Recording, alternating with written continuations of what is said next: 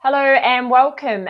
This tutorial is on entering email templates. So you go to your dashboard and select email templates from the menu, and then you simply create new to be able to add a new template. Now, this is probably easier if you do this before you actually add your services, because you will need to add any templates you want there if you don't want to use the defaults. You simply add a name. So name it something that you're going to remember. And then in here, this is the body of the email. So anything that you want to go out as an email. So say you want to confirm the appointment. You can add any text in here that you want. You can add media files, and you can also add hyperlinks.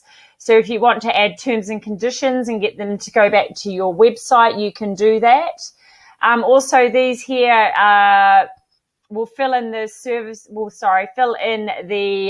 details that are made at the booking. So service name will be your service name would go in there, or customer name will automatically put the customer name in, booking date, etc., etc. So just have a play around and have a look at what you want to create for a template. You can also send yourself a test email if you like, so you can have a look.